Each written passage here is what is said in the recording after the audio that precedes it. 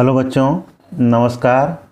आज हम पढ़ेंगे विष्णु खरे की रचना चार्ली चैपलिन यानी हम सब। थोड़ा सा इनका जीवन परिचय हम लोग देख लेते हैं। इनका जन्म सन 1940 छिंदवाड़ा, जो कि कहाँ पड़ता है, मध्य प्रदेश में। इनकी प्रमुख रचनाएं एक गैर रूमानी समय में, खुद अपनी आँख से, सबकी आवाज़ के पर्दे में, पिछला बाकी, ये क्या है, कविता संग्रह है। आलोचना की पहली किताब ये आलोचना है। सिनेमा पढ़ने के तरीके, यह है सिने आलोचना। मरो प्रदेश और अन्य कविताएं टी.एस. एलियट। यह चाकू समय, अंतिला योजेफ, काले वाला, ये फिनलैंड का राष्ट्र काव्य है। इसका अनुवाद किया गया है। प्रमुख पुरस्कार भी इनको मिला है। रघुवीर सहाय सम्मान, हिंदी अकादमी दिल्ली का सम्मान, शिखर सम्मान, मैथिली शरण गुप्त सम्मान, फिनलैंड का राष्ट्रीय सम्मान, knight of the order of the white rose. हर कलाकृति जितने वह पढ़ी जाती है, सुनाई या दिखाई देती है, उससे कहीं ज़्यादा होती है और फिल्म को लेकर शायद यह कुछ अधिक सत्य है। समकालीन हिंदी कविता और आलोचना में अगर देखा जाए तो विष्णु खरे एक विशिष्ट हस्ताक्षर के रूप में है। उन्होंने हिंदी जगत को अत्यंत गहरी विचारपरक कविताएं दी है। हिंदी जगत, क्योंकि हिंदी साहित्य से जो इनका जुड़ाव है, जिस तरह से ये जुड़े हुए हैं, और वह हिंदी जगत में अपनी अत्यंत गहरी विचारपरक कविताएं इन्होंने लिखी है। तो साथ ही बेबाक आलोचनात्मक लेख भी दिए हैं। इसके अलावा उन्होंने बेबाक आलोचनात्मक लेख भी दिए हैं। विश्व साहित्य का गहन अध्ययन उनके रचनात्मक और आलोचनात्मक लेखन में पूरी रंगत के साथ दिखलाई पड़ता है। अगर उनकी रचना आप पढ़ेंगे तो उनकी रचनाओं में जो है देखा जाए तो लेखन में पूरी रंगत के साथ वह पूरी तरह से स्पष्ट दिखलाई पड़ती है। विश्व सिनेमा के भी वे गहरे जानकार हैं। विश्व सिनेमा नाम तो सुने ही आप लोग, विश्व सिनेमा। तो विश्व सिनेमा के भी वे गहरे जानकार हैं और पिछले कई वर्षों से लगातार सिनेमा की विधा पर गंभीर लेखन करते रहे हैं। इसके पहले आप पढ़ चुके होंगे कि विधा का नाम तो आप लोग जानते होंगे, जैसे नाटक हो गया, कहानी हो गया, उपन्यास हो गया, है ना। ये सब क्या है, सिनेमा हो गया, डायरी हो गया, रिपोर्टाज हो गया, ये सब क्या है, विधा है। तो उसमें एक सिनेमा की जो विधा पर वह गंभीर लेखन करते रहे हैं। 1971 से 73 के अपने विदेश प्रवास के दरमियान उन्होंने तत्कालीन चेकोस्लोवाकिया की राजधानी प्राग के प्रतिष्ठित फिल्म क्लब की सदस्यता प्राप्त कर संसार भर के सैकड़ों उत्कृष्ट फिल्में देखी। यहाँ से सिनेमा लेखन के वैचारिक गरिमा और गंभीरता देने का उनका सफ़र शुरू हुआ। यानी हम किसकी बात कर रहे हैं, विष्णु खरे की बात कर रहे हैं। दिनमान, नवभारत टाइम्स, दी पायोनियर, दी हिंदुस्तान, जनसत्ता, दैनिक भास्कर, हंस, कथा देश, जैसी पत्र पत्रिकाओं में उनका सिनेमा विषयक लेखन प्रकाशित होता रहा है। वे उन विशेषज्ञों में से हैं जिन्होंने फिल्म को समाज, समय और विचारधारा के आलोक में देखा तथा इतिहास, संगीत, अभिनय, निर्देशन की बारीकियों के सिलसिले में उसका विश्लेषण किया। अपने लेखन के द्वारा उन्होंने हिंदी के उस अभाव को थोड़ा भरने में सफलता पाई जिसका अभाव यानी कमी था, उसको भरने में वह सफलता पाई, जिसके बारे में अपनी एक किताब की भूमिका में वे लिखते हैं। जो उनकी किताब है और उस किताब की जो भूमिका है उनकी, उस भूमिका में वे लिखते हैं, यह ठीक है कि अब भारत में भी सिनेमा के महत्व और शास्त्रीयता को पहचान लिया गया है और उसके सिद्धांतकार भी उभर आए हैं। लेकिन दुर्भाग्यवश जितना गंभीर काम हमारे सिनेमा पर यूरोप और अमेरिका में हो रहा है, शायद उसका शतांश भी हमारे यहाँ नहीं है। हिंदी में सिनेमा के सिद्धांतों पर शायद ही कोई अच्छी मूल पुस्तक हो। हमारा लगभग पूरा समाज अभी भी सिनेमा जाने या देखने को एक हल्के अपराध की तरह देखता है। विश्व सिनेमा विश्व साहित्य के समानांतर फल फूल रहा है। 2 महायुद्धों के बाद 2 महायुद्ध हुआ, आप लोग जानते ही हैं, और 2 महायुद्धों के बाद जो दहशत लोगों के अंदर आई। एक तो महायुद्ध हुआ था 1914 और दूसरा युद्ध हुआ था 1939 में, 1939 से 45 तक, और ये 14 से 18 तक था।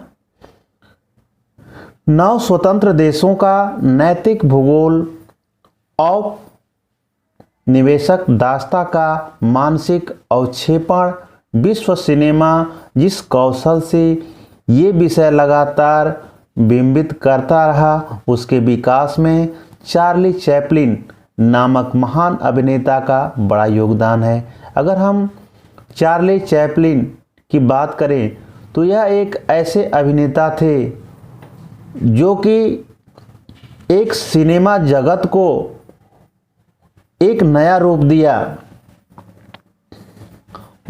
जिस रूप के द्वारा आज लोग उनको पहचानते हैं, उनकी नकल करते हैं। कभी कभी चार्ली चैपलिन की जो आदत और जो स्वभाव है हम लोगों के अंदर भी देखने को मिलता है। तो लोग कभी कभी उदाहरण देख करके बोल देते हैं, क्या आप चार्ली चैपलिन जैसा व्यवहार कर रहे हैं? तो चार्ली चैपलिन नामक महान अभिनेता का बड़ा योगदान है। इसलिए चार्ली चैपलिन यानी हम सब, यानी कभी हमसे गलतियां हो जाती हैं तो एक तरह से देखा जाए फिर उसको हम सुधारने का प्रयास करते हैं और हम खुद हंसी का पात्र बन जाते हैं। कभी कभी ऐसी गलतियां होती हैं, सबके सामने हम कर बैठते हैं और उसको सुधारने के प्रयास में हम खूब हंसी का पात्र होते हैं, लोग हंसते हैं। यानी यही चीज़ चार्ली चैपलिन सिनेमा जगत में उन्होंने दिखाया, जाहिर किया कि चार्ली चैपलिन यानी कि जो गलतियां हम कर रहे हैं ये गलतियां सबके अंदर पाई जाती है और ये चीज़ यानी सभी लोग को समझना चाहिए। चार्ली चैपलिन यानी हम सभी लोग, यानी जैसा चार्ली चैपलिन के अंदर स्वभाव है वैसा हम लोगों के अंदर भी है, लेकिन कभी कभी हम लोगों के साथ ऐसी घटना घटती है। अब जो ये पाठ दिया गया है चार्ली चैपलिन यानी हम सब नामक पाठ इस महान अभिनेता के भीतर के इंसान को जानने का अवसर देता है कि इस महान अभिनेता के अंदर क्या है, इसके भीतर, यानी इस इंसान के बारे में यानी एक जानने का अवसर मिला है इस पाठ के द्वारा। साधारण की अपार धारण क्षमता और उसके धुआते नायकत्व को अपने ढंग से चार्ली चैपलिन से जुड़े नाटक और फिल्म पकड़ते रहे हैं। अपने यहाँ राजकुमार की आवारा, श्री 420, अनाड़ी और मेरा नाम जोकर, यह फिल्म आप अगर देखे हैं तो ठीक है, आपको समझ में आ रहा होगा। अगर नहीं देखें तो एक बार आप देखेंगे तो आपको समझ में आ जाएगा कि कैसी फिल्में हैं। आदि फिल्में भी जिस तरह के भोले सड़क छाप की त्रासद कामत कथा रचती है, किस प्रकार से यह राजकुमार जो है वो भूमिका निभाए हैं, वह भी चार्ली चैपलिन का ही प्रभाव है। अगर देखा जाए तो वह भी एक चार्ली चैपलिन का भी प्रभाव है। हास्य फिल्मों के महान अभिनेता, अगर देखा जाए तो हास्य फिल्मों, जो फिल्म में क्या होती है, हंसी होती है, कॉमेडी जिसको बोलते हैं, तो उस हास्य फिल्मों के महान अभिनेता और उसके आगे जो है यह महान विशेषण शब्द लगाया गया है। तो महान अभिनेता और निर्देशक चार्ली चैपलिन पर लिखे गए इस पाठ में लेखक ने चार्ली के कलाकर्म, यानी जो चार्ली के अंदर जो कलाकर्म है कि कुछ मूलभूत विशेषताओं को रेखांकित किया गया है। जो उनके अंदर जो कलाएं हैं, कलाकर्म हैं, उनको जो है कुछ विशेष रूप से रेखांकित किया गया है। करुणा और हास्य, दो चीज़ यहाँ दिया गया है। करुणा और हास्य के तत्वों का सामंजस्य उनकी दृष्टि में चार्ली की सबसे बड़ी विशेषता रही है। इसे देखते हुए भारत जैसे मुल्क में जहां सिद्धांत और रचना दोनों स्तरों पर हास्य और करुणा के मेल की कोई परंपरा नहीं रही है, चार्ली चैपलिन की लोकप्रियता यह तय करती है कि कला स्वतंत्र होती है, बंधती नहीं है। कला क्या होती है, वह स्वतंत्र होती है, उसको कोई बांध नहीं सकता है। एक से एक हास्य कलाकार हुए, अगर देखा जाए तो फिल्म जगत में एक से एक हास्य कलाकार हुए, पर वे चैपलिन की तरह हर देश, हर उम्र और हर स्तर के दर्शकों की पसंद नहीं बन पाए। बहुत लोग इसकी नकल किए, लेकिन चार्ली चैपलिन जो है कोई भी बन नहीं पाया। इसका कारण शायद यह है कि चार्ली ही वह शख्सियत हो सकता है जिनमें सबको अपनी छवि दिखती है। इसका मतलब यह है कि चार्ली ही वह शख्सियत, यानी वह इंसान हो सकता है जो कि चार्ली के अंदर जो चीज़ें थी, जो दिखाया, वह सबके अंदर पाई जाती हो, वह छवि सबके अंदर दिखती हो। वे किसी भी संस्कृति को विदेशी नहीं लगते हैं, वे किसी भी संस्कृति को विदेशी नहीं लगते हैं। यह पूरा पाठ चार्ली चैपलिन के इस जादू की व्याख्या का एक प्रयास है, एक थोड़ा सा प्रयास है। तो चार्ली चैपलिन यानी हम सब, यानी चार्ली चैपलिन के अंदर जो बातें थी, जो उनके अंदर जो दिखता था, वह अपने अंदर भी वही चीज़ मिलता है। लेकिन ऐसा क्या है कि कभी कभी होता है। चार्ली चैपलिन जो है हमेशा जो है लोगों को हंसाने का काम करता था, है ना, ऐसा काम करता था, हमेशा बेचारा वो फंसा रहता था, लोग उस समस्या से उबरने का प्रयास करता था, दूसरे समस्या में फंस जाता था, और उसको देख करके जो दर्शक होते थे या लोग क्या करते थे, हंसने लगते थे, अपने आप को रोक नहीं पाते थे। यदि यह वर्ष, अगर देखा जाए, यदि यह वर्ष चैपलिन की जन्म शती का न होता तो भी चैपलिन के जीवन का एक महत्वपूर्ण वर्ष होता है। चैपलिन के जीवन का एक महत्वपूर्ण वर्ष होता है, क्योंकि आज उनकी पहली फिल्म मेकिंग ए लिविंग के 75 वर्ष पूरे होते हैं। यानी आप उसको कह सकते हैं पौन शताब्दी, है ना। क्या कह सकते हैं? पौन शताब्दी। पौन शताब्दी से चैपलिन की कला दुनिया के सामने है और 5 पीढ़ियों को मुक्त कर चुकी है। अब आप समझ सकते हैं, जो चैपलिन की कला है वह पूरी दुनिया के सामने है। पूरी दुनिया उनकी कला से अवगत है, उनकी कला के बारे में पूरी दुनिया जानती है। और यहाँ तक कि 5 पीढ़ियाँ जो है उनकी कला पर क्या हो चुकी है? मुग्ध हो चुकी है। समय, भूगोल और संस्कृतियों की सीमाओं से खिलवाड़ करता हुआ चार्ली आज भारत के लाखों बच्चों को हंसा रहा है।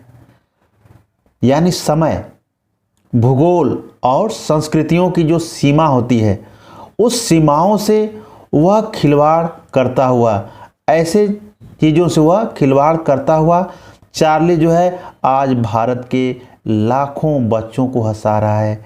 आज लाखों बच्चों के दिलों पर क्या कर रहा है? राज कर रहा है, हंसा रहा है। उसकी हरकत को देखकर लोग आज भी क्या करते हैं? हंसते रहते हैं। कभी आप भी चार्ली चैपलिन की फिल्म आप देखेंगे तो आपको भी हंसी आएगी, अपनी आप हंसी को रोक नहीं पाएंगे।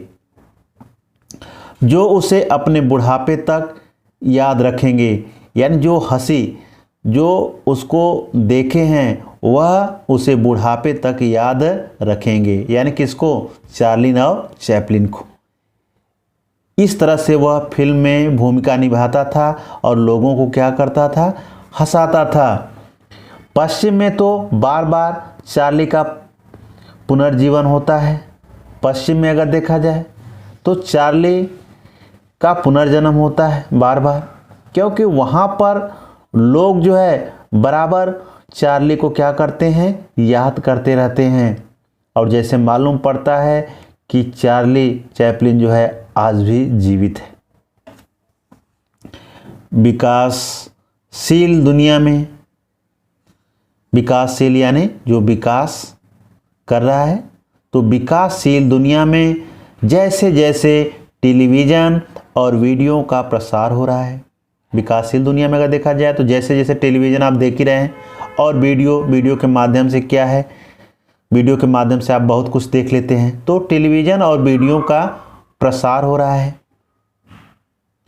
एक बहुत बड़ा दर्शक वर्ग नए सिरे से चार्ली को घड़ी सुधारते या जूते खाने की कोशिश करते हुए देख रहा है।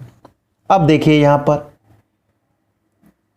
यानी आप देख रहे हैं जैसे जैसे टेलीविज़न और वीडियो का प्रसार हो रहा है, तो कहने का मतलब अगर ऐसा हो रहा है तो कुछ ना कुछ उसमें हम देखेंगे और उससे कुछ ना कुछ हमको सीख जरूर मिलेगी। तो एक बहुत बड़ा दर्शक वर्ग, बहुत बड़ा दर्शक वर्ग, यानी उस वर्ग में बहुत से दर्शक होंगे, एक साथ बैठे होंगे, तो एक बहुत बड़ा दर्शक वर्ग नए सिरे से चार्ली को घड़ी सुधारते। जैसे नहीं था घड़ी सुधारना कि चार्ली जो है किस तरह से वो घड़ी को क्या कर रहा है? सुधार रहा है, व्यवस्थित कर रहा है। या जूते खाने की कोशिश करते हुए देख रहा है। चैपलिन की ऐसी कुछ फिल्में या इस्तेमाल न की गई रीलें भी मिली। तो कहने का मतलब इस तरह से वो हरकत करते थे, किस तरह से वो घड़ी को सुधारते थे। यानी अगर उनको आप देखेंगे तो देखने के बाद चार्ली को क्या होता है? हंसी आने लगती है। यानी कुछ ऐसी हरकतें वो करता है कि लोग जो है यानी उसको देख कर के हंसना शुरू करते हैं। हमेशा जो है वो समस्याओं से घिरा रहता है। तो चैपलिन ऐसी कुछ फिल्में या इस्तेमाल न की गई रीलें भी मिली हैं। कुछ ऐसी फिल्में जिसकी रील जो है मिली है जो कि फिल्म जो है इस्तेमाल नहीं की गई है, जिनके बारे में कोई जानता न था।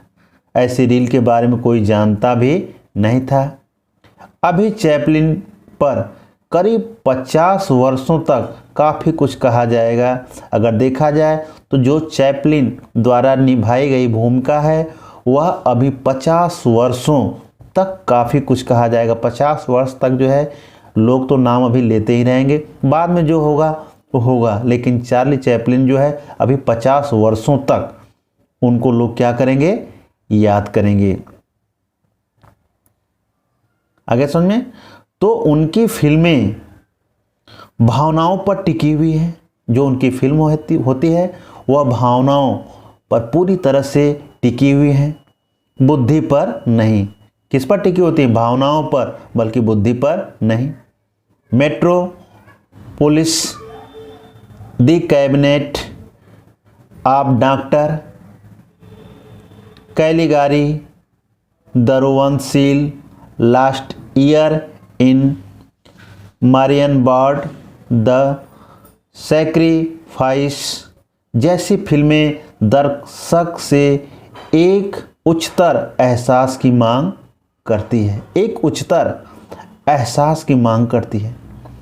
चैपलिन का चमत्कार यही है कि उनकी फिल्मों को पागल खाने के मरीज, वकील, मस्तिष्क लोगों से लेकर आइंस्टाइन जैसे महान प्रतिभा वाले व्यक्ति तक कहीं एक स्तर पर और कहीं सूक्ष्मतम रसास्वादन के साथ देख सकते हैं। आप समझ सकते हैं, जो इनकी फिल्में बनती थी, दर्शक जो होते थे एक उच्चतर एहसास की मांग करते थे। यानी इनकी फिल्मों को देखने के लिए मांग करते थे। चैपलिन का चमत्कार, जो चैपलिन का चमत्कार था, जो जादू था, लोगों को पूरी तरह से क्या बना देता था? दीवाना बना देता था। चमत्कार ही यही उनकी फिल्मों को, जो उनकी फिल्म है, फिल्मों को पागल खाने के मरीजों, जैसे जो पागल खाने के मरीज है वो भी देखकर क्या होते थे, यानी हंसने लगते थे। विकल मस्तिष्क लोगों को से लेकर के आइंस्टाइन जैसे महान प्रतिभा वाले व्यक्ति भी जो होते थे, कहीं एक स्तर पर और कहीं सूक्ष्मतम उसका क्या करते थे? रसास्वादन, यानी उस फिल्म को देख करके आनंद लेते थे। यानी किसी को दिक्कत नहीं होती थी, सभी लोग आनंद लेते थे, चाहे वह पागल खाने के लोग हों या फिर उच्च वर्ग के लोग हों या फिर सूक्ष्म यानी छोटे वर्ग के लोग हैं, यानी उसको सुन करके, देख करके उसका आनंद लेते थे। चैपलिन ने न सिर्फ फिल्म कला को लोकतांत्रिक बनाया, अगर देखा जाए तो चैपलिन ने सिर्फ फिल्म कला को ही लोकतांत्रिक बनाया, बल्कि दर्शकों की वर्ग तथा वर्ण व्यवस्था को भी क्या किया इसने? तोड़ा। जो दर्शकों के अंदर एक वर्ग बना हुआ था, जो एक वर्ण व्यवस्था बना था, उस वर्ग और वर्ण व्यवस्था को भी इन्होंने तोड़ने का काम किया। यह अकारण नहीं है कि जो भी व्यक्ति समूह या तंत्र गैर बराबरी नहीं मिटाना चाहता, वह अन्य संस्थाओं के अलावा चैपलिन की फिल्म पर भी हमला करता है। कहने का मतलब यह है कि यह अकारण नहीं है कि जो भी व्यक्ति जैसे समूह हो या फिर तंत्र गैर बराबरी नहीं मिटाना चाहता, जो ऐसा नहीं करना चाहता था, जो मिटाना नहीं चाहता था, वह अन्य संस्थाओं के अलावा, वह बल्कि अन्य संस्थाओं के अलावा चैपलिन के फिल्मों पर भी हमला करता था, क्योंकि उस पर भी वो क्या करना चाहता था? रोक लगाना चाहता था। तो कुछ ऐसे लोग समाज में मिलते थे, है ना, जो कि समाज के लिए अच्छे नहीं, बल्कि वो लोग क्या होते हैं? समाज के लिए वो घातक सिद्ध होते हैं। वह समाज को अच्छा नहीं, बल्कि वह बुरा बनाना चाहते हैं। तो ऐसे लोग समाज में मिलते हैं। चैपलिन भीड़ का वह बच्चा है। चैपलिन अगर देखा जाए तो भीड़ का वह बच्चा है जो इशारे से बतला देता है कि राजा भी उतना ही नंगा है जितना मैं हूँ। अब चैपलिन के अंदर यानी इतना बड़ा गुण कि भीड़ में वह जो बच्चा था चैपलिन, यानी भीड़ का वह बच्चा है, चैपलिन भीड़ का वह बच्चा है जो इशारे से बतला देता है कि राजा भी उतना ही नंगा है जितना मैं हूँ। और भीड़ क्या करती है? हंस देती है। यानी उसका इशारा ही काफ़ी था, लोग उसके इशारे को ही समझ जाते थे कि वह इशारों द्वारा जो है वह क्या कहना चाहता है। और किस तरह से वो अपना, आप देखेंगे तो किस तरह से वो मोछ रखता है, किस तरह से वो चलता है, हमेशा जो है हाथों में लाठी लिए रहता है ना। तो कुछ ऐसी हरकतें वो करता रहता है बराबर चलते समय। तो इशारों द्वारा जो है बहुत सारी बातें करता है, जिसको दर्शक लोग देखकर क्या करते हैं? हंसते रहते हैं। कोई भी शासक या तंत्र जनता का अपने ऊपर हंसना पसंद नहीं करता। अगर देखा जाए तो कोई भी शासक जो राजा होता है या तंत्र जनता का अपने ऊपर हंसना पसंद नहीं करता। लोग हंसे या जनता जो है हम पर हंसे, ऐसा कोई पसंद करता है? नहीं। अपना उपहास हो, अगर आपका उपहास कोई कर रहा है तो आप जो है उसको बर्दाश्त नहीं कर पाएंगे। एक परित्यक्ता दूसरे दर्जे की स्टेज अभिनेत्री का बेटा होना, बाद में भयावह गरीबी और माँ के पागलपन से संघर्ष करना, साम्राज्य, औद्योगिक क्रांति, पूंजीवाद तथा सामंतशाही से मगरूर एक समाज द्वारा दुराया जाना, इन सब से चैपलिन को वे जीवन मूल्य मिले जो करोड़पति हो जाने के बावजूद अंत तक उनमें रहे। अपनी नानी की तरफ से चैपलिन खानाबदोश से जुड़े हुए थे और यह एक सुदूर रूमानी संभावना बनी हुई कि शायद उस खानाबदोश औरत में भारतीयता रही हो। अब कहने का मतलब आप समझ लीजिए, जो चार्ली चैपलिन के जो जीवन में घटनाएं घटित हुई और जो है वह किस तरह से अपने जीवन में वो संघर्ष किया। एक परित्यक्ता दूसरे दर्जे की स्टेज अभिनेत्री, अगर देखा जाए तो दूसरे दर्जे की स्टेज अभिनेत्री का बेटा वो था चार्ली चैपलिन। बाद में क्या हुआ? बाद में भयावह गरीबी, बाद में जो है वह गरीबी को भी झेला और गरीबी के कारण जो है माँ क्या हो गई? माँ के पागलपन, माँ जो है पागल हो गई और पागलपन से संघर्ष करना और अपनी माँ से, जो माँ उनकी पागल हो गई थी, उनको देखना और फिर अपने जीवन से संघर्ष करना। साम्राज्य, औद्योगिक क्रांति सामने, पूंजीवाद सामने तथा सामंतशाही से मगरूर और एक समाज द्वारा दुराया जाना, ऐसे समाज से दूर हो जाना। यानी आप समझ सकते हैं यह सब चार्ली चैपलिन के साथ हुआ। इन सब से चैपलिन को वे जीवन मूल्य मिले जो करोड़पति हो जाने के बावजूद अंत तक उनमें रहे। ऐसा नहीं कि करोड़पति हो जाने के बाद वह सब कुछ भूल गया। चैपलिन अपनी नानी की तरफ से, नानी माँ तो आप लोग जानते हैं नानी किसको कहा जाता है, तो अपनी नानी की तरफ से चैपलिन खानाबदोश से जुड़े हुए थे और वह एक सुदूर रूमानी संभावना बनी हुई कि शायद उस खानाबदोश औरत में भारतीयता रही हो, क्योंकि यूरोप के जिप्सी भारत से ही गए थे और अपने पिता की तरफ से वे यहूदी वंशी थे और अपने पिता की तरफ से वे यहूदी वंशी थे। इन जटिल परिस्थितियों ने चार्ली को हमेशा एक बाहरी घुमंतु चरित्र बना दिया।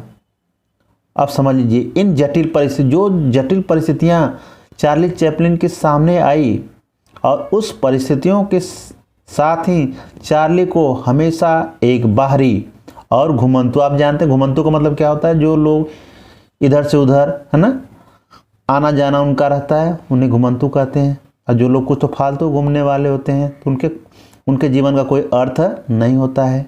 और एक घुमंतु ऐसा आदमी होता है जो घूमने का कोई अर्थ निकलता है, अगर इधर जा रहा है उधर जा रहा है, किसी काम से घूम रहा है तब तो ठीक है, और बिना काम का घूमना उसके जीवन का कोई अर्थ नहीं निकलता है। तो ऐसी परिस्थितियों ने चार्ली को हमेशा एक बाहरी घुमंतु चरित्र बना दिया, क्योंकि वह अपने जीवन को इस तरह से जोड़ लिए। वे कभी मध्यवर्गीय, बुर्जुआ या उच्च वर्गीय जीवन मूल्य न अपना सके। यदि उन्होंने अपनी फिल्मों में अपनी प्रिय छवि ट्रैम्प, बद्दू, खानाबदोश, आवारागर्द की प्रस्तुति की है तो उसके कारण उनके अवचेतन तक पहुँचते हैं। चलो इसके बाद हम दूसरा पार्ट जो है इसके बाद पढ़ाएंगे। अगर आपको यह पाठ अच्छी तरह से समझ में आया है तो आप कमेंट लाइक ज़रूर करिएगा। अगर अभी तक हमारे चैनल को सब्सक्राइब नहीं किया है तो हमारे चैनल को सब्सक्राइब ज़रूर करिएगा।